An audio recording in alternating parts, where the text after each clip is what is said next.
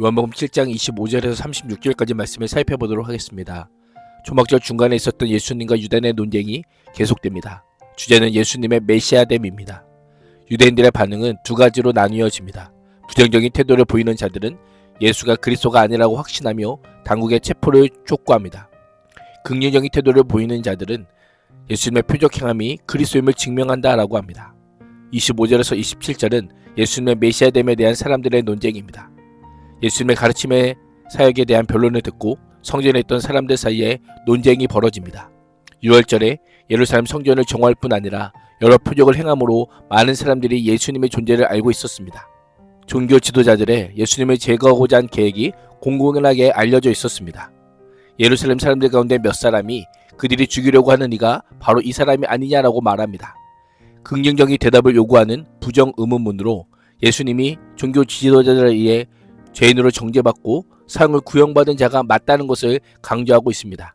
마치 보이면 즉시 체포할 것 같았던 종교 지도자들의 뭉구적거리는 태도에 불만을 표현합니다. 예수님이 드러내놓고 공개적으로 말하는데도 아무런 조치를 취하지 않고 침묵으로 일관하는 모습은 사람들로 하여금 의구심을 갖게 하기에 충분했습니다. 예루살렘 사람들은 설마 종교 지도자들도 예수가 메시아라고 생각하는 건 아니지라고 비아냥거리고 있습니다. 그리스도가 오실 때 어디서 오는지 아는 자가 없는데 자신들은 이 사람이 어디서 왔는지 뻔히 알고 있기에 그리스도가 아니라고 확신하는 것입니다. 이들은 예수님이 갈릴리 나사렛 출신이라는 사실만 알고 있을 뿐 메시아이심을 알지 못합니다. 당시 유대인들은 메시아는 특별한 인물이었다는 선입견 때문에 이사야 선지자 약속한 말씀의 정확한 의미를 깨닫지 못했던 것입니다. 예수님에 대한 피상적인 알은 진정한 알미 아닙니다. 본문은 피상적인 알이 진정한 알을 가로막는 장애물이 됨을 보여주고 있습니다. 예수님과 대화하고 있으면서도 정작 반드시 알아야 할 예수님의 본질에 대해서는 아무것도 알지 못했던 것입니다. 28절과 29절은 사람들의 논쟁에 대한 예수님의 응답입니다. 서로 논쟁하는 예루살렘 사람들을 향해 예수님께서는 성전에서 가르치시며 너희가 나를 알고 내가 어디서 온 것도 알거니와 내가 스스로 온 것이 아니니라. 나를 보내신 이는 참되시니 너희는 그를 알지 못하나 나는 아노니 이는 내가 그에게서 왔고 그가 나를 보내셨음이라 라고 말씀합니다. 예수님은 자신이 하나님으로부터 왔고 아버지께서 보내신 분임을 선포합니다. 표면적으로는 예수님 스스로 예루살렘으로 와서 가르치고 때로는 기적을 행한 것 같지만 사실 나는 자신을 보낸 하나님의 뜻과 일을 하고 있다라는 것입니다. 당신들은 그분이 누구인지 모르지만 나는 그분에게서 왔기 때문에 그분이 누구인지 안다라고 말하고 있습니다. 예수님은 자신을 보낸 분에 대해서 구체적으로 설명하지 않습니다. 이미 17절과 18절에서 자신의 가르침은 하나님의 가르침이요 하나님께서 자신을 보냈다고 말했기에 더 이상의 언급하지 않아도 충분했던 것입니다. 세상은 예수님의 영광을 보지 못하고 외적인 출신과 배경만으로 판단할 뿐입니다. 그러나 진정한 삶은 믿음에서부터 시작됩니다. 예수님을 하나님으로부터 오신 분임을 믿는 것에서부터 시작되는 것입니다.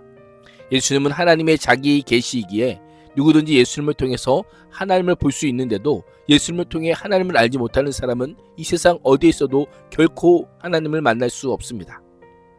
예수님만이 그 길이요, 그 진리요, 그 생명이기 때문입니다. 하나님을 찾고 만날 수 유일한 통로가 되시기 때문입니다. 믿음으로 예수님을 하늘로부터 오신 분임을 고백하며 예수님을 통해 하나님을 알고 예수님 안에서 하나님께로 나아가는 구원의 은혜를 누릴 수 있기를 축복합니다. 30절과 31절은 예수님에 대한 사람들의 두 가지 반응입니다.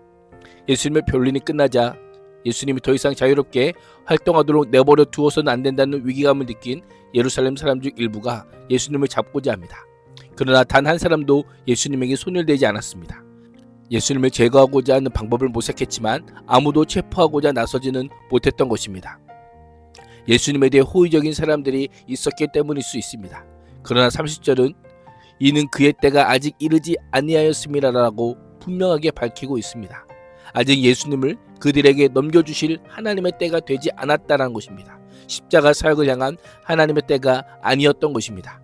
그때는 사람들이 아니라 아들을 보내신 하나님 아버지가 결정합니다.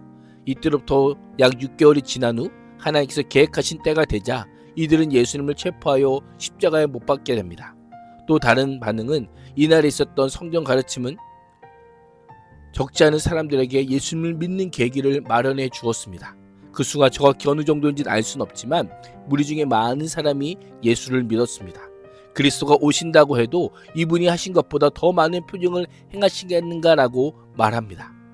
이 표현은 듣는 사람에게 부정대답을 요구하는 형태의 의문문이지만 그럴 수 없다라는 내용을 전제로 묻는 것입니다. 예수님은 누구보다 많은 표적을 행한 자이기 때문에 메시아가 맞다라는 것입니다. 법정에서 예수님의 변론을 듣고 예수님의 손을 들어주듯 예수님의 편에 선 것입니다. 그러나 아직 싸움은 끝나지 않았습니다. 여전히 믿지 않는 사람이 많았고 특별히 종교 지도자들이 그러했습니다. 32절에서 36절은 예수님을 잡으려는 시도와 예수님의 반응입니다. 무리가 예수님을 두고 이런 말로 수군거리는 것을 바리새파 사람들이 들었습니다. 바리새인과 대제사장들은 더 이상 지체할 수 없다는 위기감에 예수님을 잡으려고 아랫사람들, 즉 성경 경비병들을 보내게 됩니다. 당시 청중들은 이해하지 못했지만 예수님께서 앞으로 전개될 일들을 모두 아시고 자신의 승천을 예언합니다. 실제로 당시는 예수님의 공생애를 마치는 유월절까지 불과 6개월 정도밖에 남겨두지 않은 상황이었습니다. 예수님은 그들에게 나는 잠시 동안 너희와 함께 있다가 나를 보내신 분에게 돌아갈 것인데 그때는 너희가 나를 찾아도 만나지 못할 것이요 내가 있는 곳에 너희가 올 수도 없을 것이다 라고 말씀합니다. 예수님이 계신 곳이란 요한복음 17장 5절에 언급된 아버지 하나님과 완전 무결하게 교제하는 영원한 영적인 본향을 가리킵니다. 창세 이전부터 예수님은 아버지와 함께 거기 계셨습니다.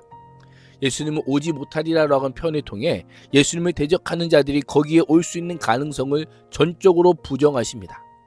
예수님께서는 죽으시고 부활하신 이후에 하나님 보좌 우편으로 승천하실 것을 말씀하시는데 유대인들은 이것을 알 리가 없습니다. 유대인들은 예수님이 어느 유대인처럼 헬라인 중에 흩어진 디아스포라 유대인들에게 가서 살 것이란 뜻으로 이해했기 때문입니다. 그들은 이사야 선지자가 예언한 것처럼 눈이 감기고 귀가 닫히고 마음이 둔해진 상태이기에 말씀을 듣고 그 표징을 보아도 도무지 깨닫거나 인식할 능력이 없었던 것입니다.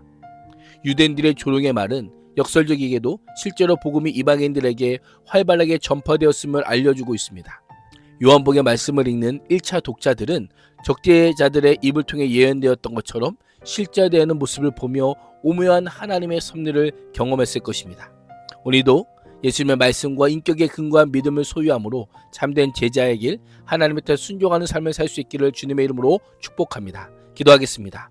하나님, 유대인들이 부정하는 메시아 예수, 유대인들이 모르는 하나님의 아들 예수, 유대인들이 만날 수 없는 예수님의 승천을 예수 그리스도와 그 말씀과 인격을 통해 믿게 하시고 알게 하시고 만나게 하심을 감사합니다. 앞으로도 예수님의 참되게 아는 지식이 더욱 성숙하고 성장하게 하여 주옵소서. 예수님의 이름으로 기도합니다. 아멘.